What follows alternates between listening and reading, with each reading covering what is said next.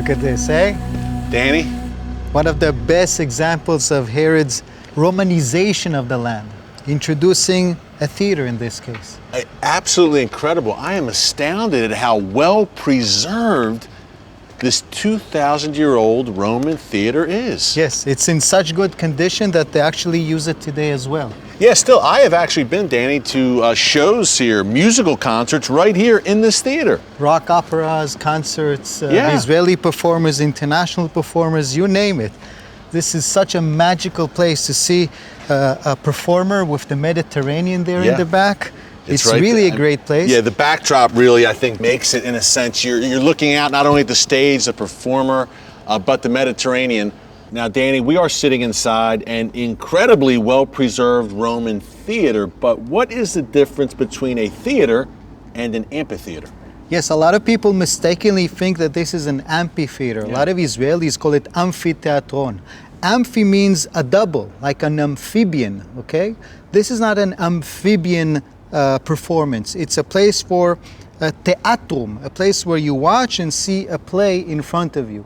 The Romans will take that Greek concept and attach two theaters together, mostly for blood shows. But this is not the case. This is a place where you still saw the classical comedy and tragedy of Greek script writers. You would have the orchestra, which was the choir standing here in the middle, and the whole thing with the Mediterranean in the back. Yeah, Danny, as you said, there were no blood sports here in the theater, thankfully, but there is an amphitheater in the back, also well preserved, and a hippodrome. Wow, you think of the movie Ben-Hur, the famous chariot races. What would have gone down in that hippodrome? Horse races was also part of a Roman type of entertainment, and Herod is the one to bring Roman culture in all its might. Theaters, amphitheaters, hippodromes, bathhouses, you name it. The master and this one is so well preserved. An Italian team actually excavated here already in the 1960s in search of sculptured remains in the backstage. Among others, they actually found where the stairway is a stone that was recycled. Originally in Roman times, it was used to mark the entry to a temple that was built by Pontius Pilatus.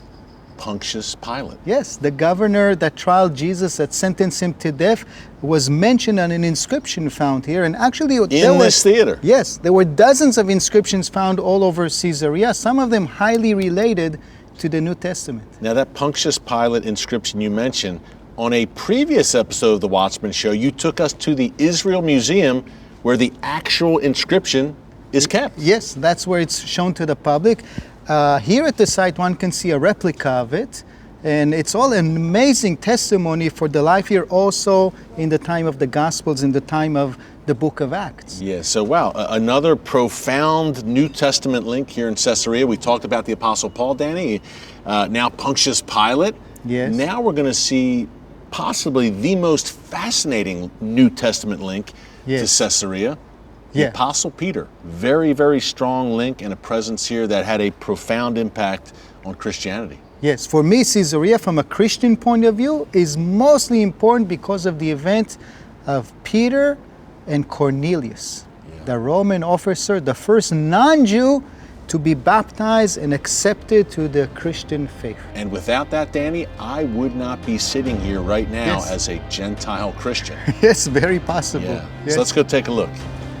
This way.